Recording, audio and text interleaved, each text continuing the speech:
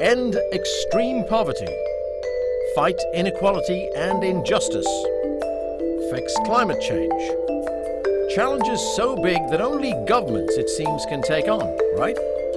But you can make a huge difference. CGTN's Global Action Initiative 2022 starts now. Welcome to CGTN America's Global Action Initiative 2022, focusing on sustainability. I'm Anand Naidu. Creating a better planet is a collective responsibility, but also an individual one. We will discuss sustainability through sports and also what we individually can do to help the world. But first, let's hear from the president of this year's United Nations General Assembly, Saba Korosi. He was also director of the Environmental Sustainability in the Office of the President of Hungary. We are in a danger zone. We are on the path of 3 Celsius by the end of this century. Unless we can change it, the consequences will be dire.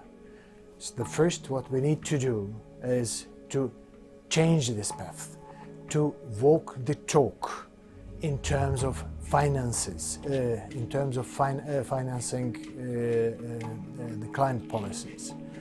We need to involve science as much as we can in our preparations. And last but not least, we need to integrate water and science policies. 80% of the impact of the climate change is felt through water. Water is going to be our next major challenge, as we have seen already in Pakistan, and as we have seen already in California or Europe and many other parts of the world. Shortage is one of the 3 major problems what we can have with water. The major problems are when we have too little water, too much water, or polluted water. Shortage is affecting now more than 1 billion people on Earth. By 2040, 40% of the humanity will live in an area where significant, very significant water shortage can be expected, and these areas will be provided more than 40% of the grain we have to produce. We need rethinking the water management policies. We need to think in terms of integrated water management. How much and what kind of water are we going to have in a given country, in a given region, in 5 years' time, 10 years' time, or 15 years' time? And what were the consequences of that water shortage or water availability for developing our economies? We are in a new era. We have to acknowledge it. Pandemic brought us challenges that were integrated, that linked to each other, and it revealed how vulnerable we are. If we can change our water management, if we can change some breakthrough methodologies in our water management, we have a good chance. We cannot let this year go without major changes on our water management policies.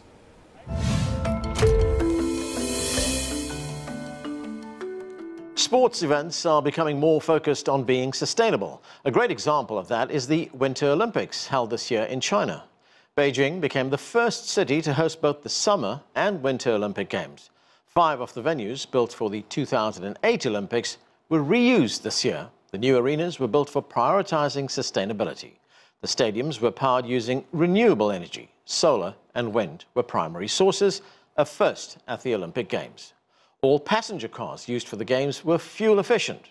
Of course, despite all efforts for a smaller carbon footprint, an event of this magnitude still caused emissions. But they were offset by the nearly 80,000 hectares of forest planted prior to the Games. To talk more about sustainability in sports, we are joined now by Paul Dong. He is co-founder of EI Asia Limited and a sports and culture commentator for CGTN. Paul, great to see you again. The Winter Olympics in China, they were also known as the Carbon Neutral Games. Tell us about these efforts that China made to achieve these green games, to achieve carbon neutrality. China decided to make use of hosting the event as a high-caliber demonstration project integrating international criteria on sports venue construction and also sports competition operations into China's own standards and requirements. I mean, China had been trying to do this but China also needed something huge as a big project to pull various strings together to motivate people, to help them get an idea what we have been doing this for something more visible and tangible, so that we can feel proud about what we're doing now by dismantling some of the old projects facilities that we have been using Right. in terms of in production. And what we are doing now, all right, we are putting together some huge event. And of course, the organizers paid a great deal of attention to the details. For instance, China opted to rent rather than buy some of the technology infrastructure that it needed. I mean, I was looking at one figure here. The organizers rented up to 12,000 computers, monitors, and printers. What can you tell us about that effort? Yes, I gather that the option helped BOCOG, or the organizing committee of the Winter Olympics, to save as much as 16% to 20% of an otherwise original purchasing budget or cost. It's a smart choice, and also came quite naturally because, for China, it's a very unique decision because Beijing, as well as many other cities across the country, is home to numerous commercial and technology firms who happen to be transitioning from printing to paperless, from desktop to mobile office operations. And computing and communications hardware in perfect conditions was so abundant in this country, in China, that equipment rental and sharing services were already booming, and the last few years, even before the Olympics. And that condition, that situation, inspired such alternative idea for the Olympic organizers to rent instead of buy, saving some budget to allocate. More money is needed on the ad hoc spending on counter COVID measures adopted in the closed Olympic loop, and that's more money needed. So the organizers decided to save money on computers and technology and other equipment so that they can, make more money available on the COVID counter COVID measures. And if we look at the power that was needed to run these games, the energy source, electricity, the organizers used the Zhangbei Direct Current Grid project, and it uses wind and solar to source its energy. What can you tell us about that? Based on all the official statistics, the generating power of Zhangbei was sufficient enough to cover not only the Olympic Games, more than the Olympic Games used during the event, as well as neighboring areas near Zhangjiakou and also northern Hebei province for local social consumption as well as limited production use. So China had great success in having these green games. So what kind of an example does the Chinese model set for other countries that will be hosting the games in the future? I think so far something unprecedented that we have seen from the Beijing Games was for the first time. That's also part of the reason why Beijing has become, in history, the first city to host both the summer and the winter games. Because before Beijing, it was found almost impossible, mission impossible for one mega city to host both, because the winter games usually would land in a suburban area, not in a metropolitan area, because of all the challenges to ecosystems as well as the urban development plans. But Beijing came up with this creative idea about converting or retrofitting some of the facilities already used in 2008 during the summer games by converting for example, the water cube into an ice cube, and several other old facilities into new ones. And that's a great idea which impressed the IOC, International Olympic Committee. And during the Winter Games, they were very, very efficient and almost trouble-free. And people following the Winter Games would be very curious or interested in seeing how it would fare by turning back to the original use during summertime. And despite the COVID, disruptions throughout this summer and autumn months, and Beijing had already successfully put together some local swimming events right inside the water cube, now turned back to water cube from ice cube. And these quite legacy level renovations or innovative ideas may provide some interesting inspirations to future hosts. Paul Dong, thanks for joining us. Thank you for having me.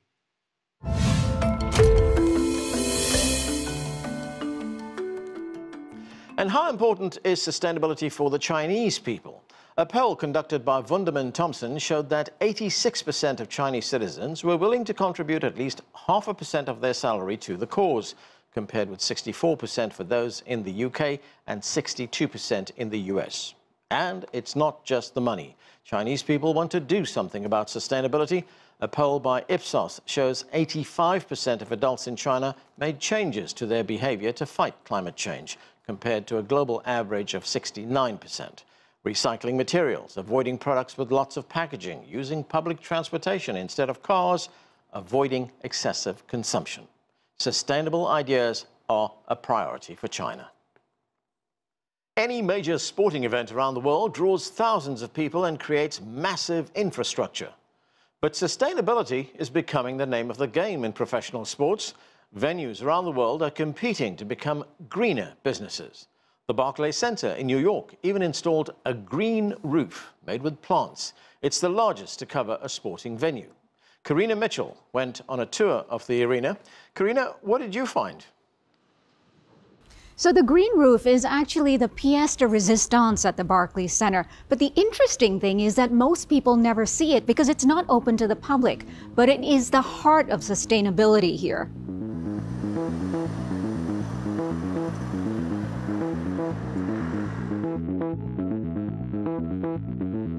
In 2016, Barclays Center completed the installation of a 135,000 square foot green roof, which was the largest green roof to cover a sporting venue.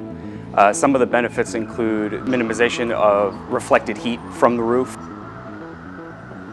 the reduction of stormwater runoff from the building, and just creating a visual appeal for our neighbors in the community as well as the people that come to the venue as guests.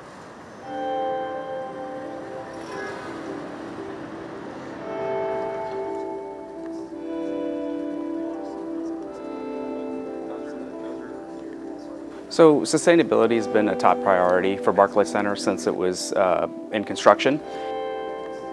You know, when the building opened in 2012, the U.S. Green Building Congress gave us a LEED Silver certification for new construction.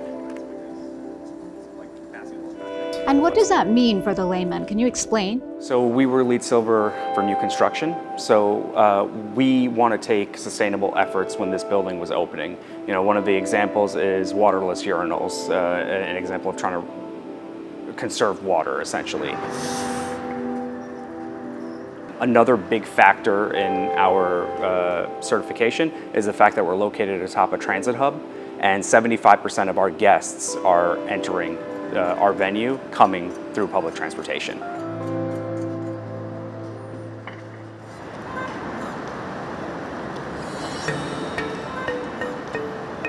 The building is 10 years old now. We're making renovations, and one of the things that we've done is install new carpet on our suite level, renovate our suites, and we recycle all the carpet, the old carpet that goes out.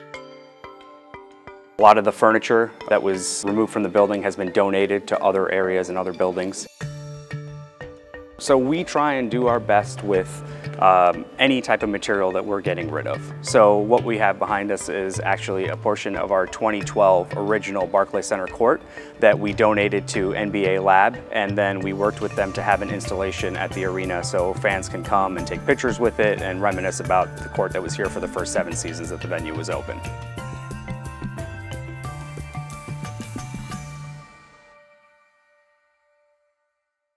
Karina, the Barclays Center in Brooklyn can accommodate up to 19,000 fans, but how is the arena helping people become more mindful of sustainability? And so once you get here, there are tons of dining options to choose from, but even then, sustainability is a key component. Barclays was the first U.S. sports and entertainment venue to do away with single-use plastic straws. People are encouraged to use paper straws instead if they want them. Recycling is also a big thing here, and people are encouraged to cut down on the use of things like utensils, paper napkins, and paper plates.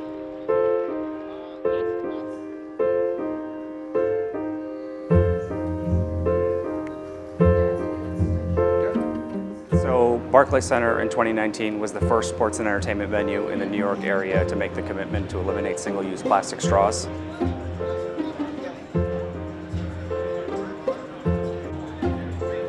We also work with Levy Restaurants, our food and beverage partner, to ensure that all the products that they're serving food and beverage out of are compostable.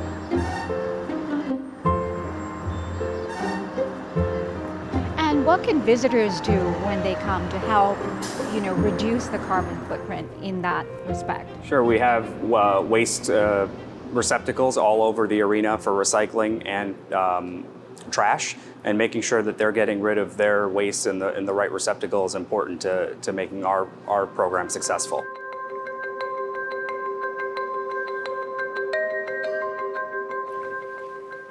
So I just want to point out these lights. Back in 2018, we did an LED retrofit to 80% of the lighting in our building, which has helped bring our utility costs down. And we're always looking at opportunities to get to 100%, ongoing commitment to try and get to 100% LED in the building.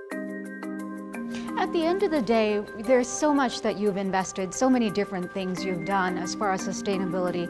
What is the cost analysis benefit? What has the return on investment been? Have you seen it yet? Yeah, I mean, we're always happy about what we can do to be sustainable for the environment, save money in what we're doing. Having that commitment from our ownership team to the sustainability practices and programs that we have is really important and really helps us succeed in what we're doing.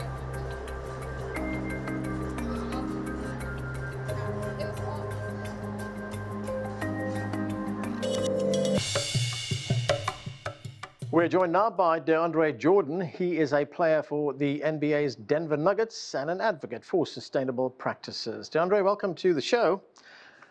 You have been playing in the NBA for 14 years, and of course the league has taken a leading role in promoting sustainable practices. What can you tell us about what the league and its players are doing? I think for one, thanks for having me, first of all. I think that for one, the league has done an amazing job at just, being involved and also getting people information that they may not have known before, just educating guys and taking a more of a stance in NBA Green Week. I remember when I first came into the NBA, we had Green Week, and a lot of us were kind of like, okay, Green Week is just about us recycling and, just the basics. But there are so many other things that go into that. And I think that the NBA is doing an amazing job at letting guys explore, educating us, and also letting us be able to go out there and do different things with their help on, just educating ourselves, educating society, and putting those things into action. Now, you yourself, you've made changes. You've adopted a more sustainable lifestyle, and that all happened after a trip to China. Tell us what happened. Well, I visited China a few times, and for me, I was always trying to figure out inner peace and stability. And we visited a few temples out there and just kind of got to see a glimpse of everyday life. And I really got into meditation heavy, and I ended up falling in love with it, and it's something that I follow now. And it's a huge part of my everyday life. And when I got into the journey and following Buddhism and meditation. I just wanted to change my diet, and just seeing the effects that I could have as one individual. I wanted to change a lot of different things, and like you said, it's been something that's been very great for me individually, and I've been able to, have some friends and family kind of, change their life a little bit. So that's been great for me. Now, you were born in Texas. Texas, of course, one of the biggest producers of meat in the United States, also known for its barbecue culture. Yeah. Right, and you, of course, were a consumer of meat at one time, but you gave up meat products. You went cold turkey, if I could put it that way.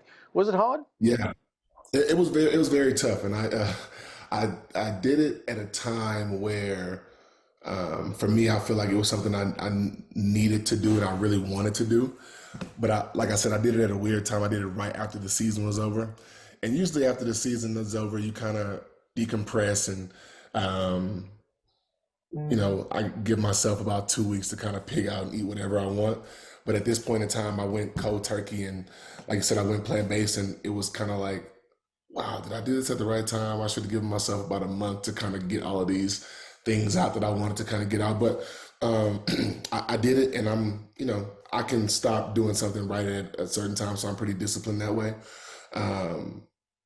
But I think the first month was the hardest, but after I got through that, I think that it's been very beneficial to me as an individual, and my body feels great. I know what I'm doing to help the planet is going a long way, and I've been able to help my family and friends make healthier choices with their lives, and even if they're not 100% plant-based and doing everything that I'm doing, I think that just a small amount goes a long way in what we're doing here to help change the world. Now, you didn't just give up meat products. You literally put your money where your mouth is. You started investing in plant-based companies. I mean, is that the future? Do you see a future there? I do. I honestly do. I just, it's obviously people have made a lot of steps with animal products, and I think that to each his own in that regard. But I also think that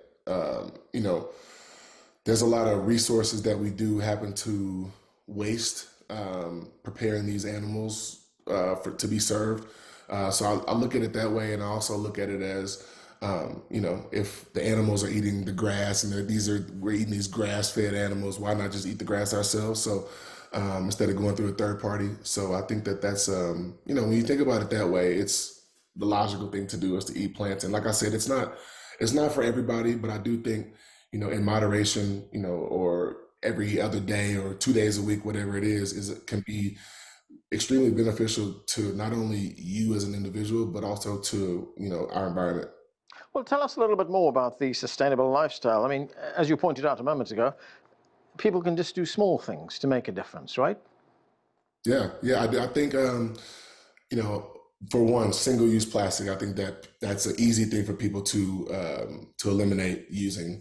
Another thing could be, like I said, going plant-based once or twice a week, which is, I think, very easy for some people to do, especially with the accessibility people have to different types of restaurants. And I think that, vegan-friendly, plant-based friendly restaurants are all over the country now. And I think that it's becoming more of a trend for people. And I think that, people will have access to that. And another thing could be, instead of driving every day, you could walk, you could bike, you could carpool.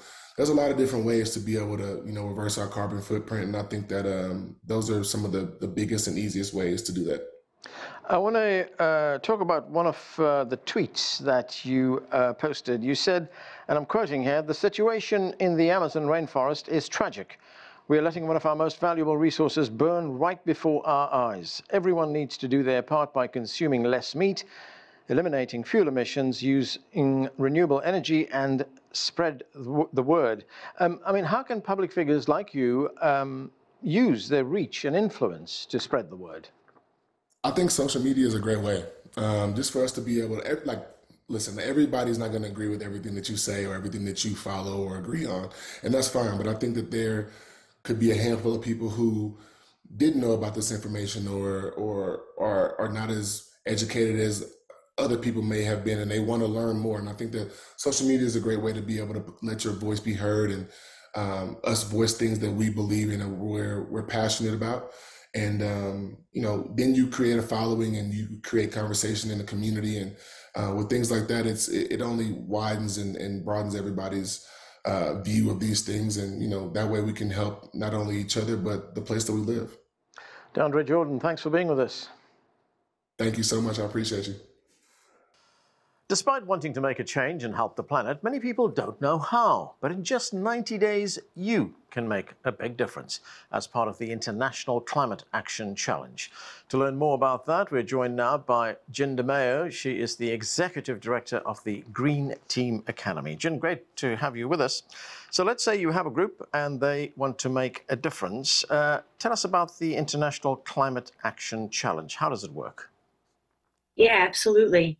So we found that one of the biggest holdups with creating any sort of impact is really just knowing how to start. So we've created this opportunity to join a network of people looking to make change.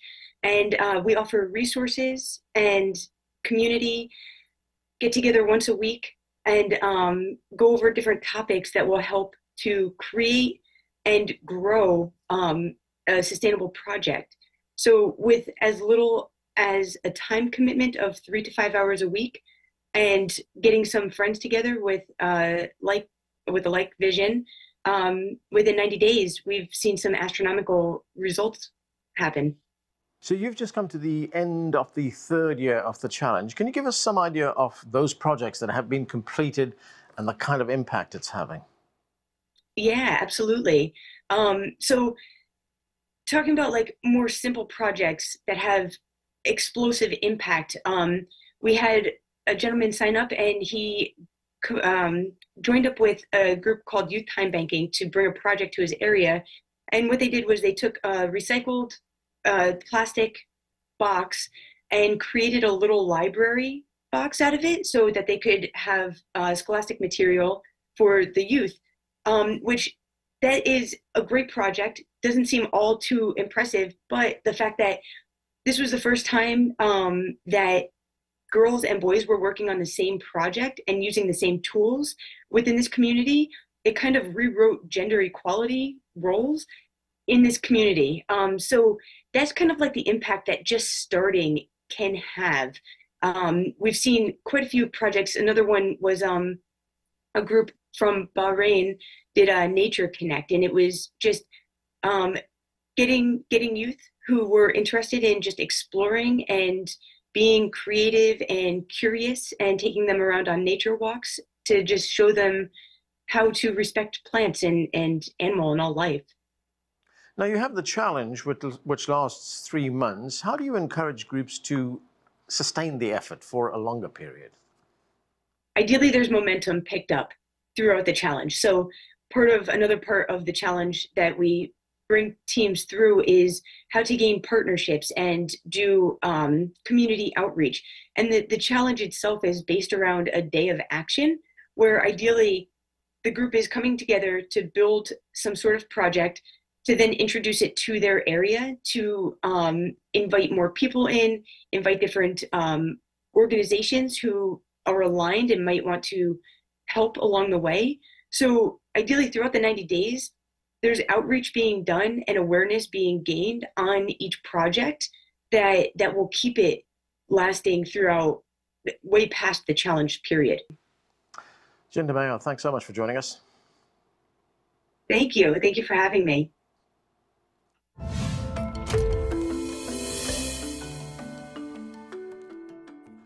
To learn more about what you can do for a sustainable planet, check out the United Nations Lazy Person's Guide to Saving the World. You will find tips for things you can do from the comfort of your home, making you a sofa superstar. You can also level up to become a household hero, the neighborhood nice guy, all the way up to exceptional employee. Anyone can make a positive change by just taking simple steps. That's all the time we have. We would like to thank our experts and our audience. And for more of our GAI content, you can check out our website at www.america.cgtn.com/GAI or scan the QR code with your mobile phone. You'll find full episodes of all our daily shows, exclusive documentaries focused on sustainability, speeches and interviews with our VIP guests, and feature stories on everyday heroes fighting to save the planet. Our special coverage continues. Up next, the premiere of the CGTN America documentary, Sustainable in Europe.